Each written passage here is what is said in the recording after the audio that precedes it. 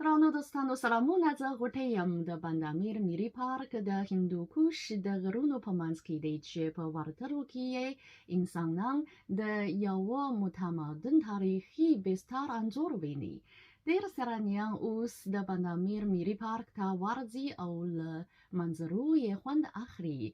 نو اوس مهرباني وکړئ چې د اړوندو معلوماتو لپاره ویډیویي راپور وګورئ. د بند امیر ملي پارک د افغانستان د شاهي دورو را په دې خوا د نړیوالو سیلانیانو لپاره د هندوکش د غرونو په منځ کې هغه پارک چې په ورتلو انسان د یو متمدن تاریخي بستر انځور ویني. میرمنې او سړي د خپل ژوند د بقا لپاره دلته په مینه ګډ کار کوي. دوی په خپلو لاسونو د خپل ژوند لوری اوبدي. د خپلو باغونو د حاصلاتو نه سیلانیانو ته خواړه ترې جوړوي. په دې وروستیو کې په پوره ډاډمنتیا د هیوادوالو ورتګ ورته د خپلو کارونو د غوړېدو زیری ورکوي.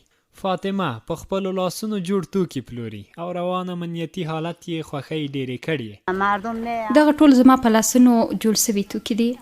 دغه زه پخپله جوړوم. له دې مخکې امن نه وه، خلک نه راتلل. له دې وروسته د خدای شکر دی امن سوی، خلک راځي. مدیحه له کابل نه بند امیر ته راغلې، په لیدو یې خوشحاله ده او د کمې پانګونې نه ګیلمنه. تیرو کالو په پرتله اوس امنیت ډیر ښه ده دلته. یعنی مونږ سره راغلو، یعنی په دې مونږ باوري شو چې افغانستان ډیر ښه ځایونه لري، اما ای کاش چې دلته لکه په بهر مملکتو کې دومره سرمایه گذاري کیږي، کاش دلته هم شوی وای. حاجی قلندر په هیواد کې سرتاسري سولې او ازادۍ خوښ دی. آل فضل خدا مملکت اسلامی اوس د خدای فضل دی هیواد آرام شوی، ټول آزاد دي. په هر کلی، قريه او ښار کې آزاد کولی شي چې وګرځي. دا موږ ته د فخر ځای دی او د خدای شکر ادا کوو. د خدای فضل دی موږ ډیر خوشحاله یو.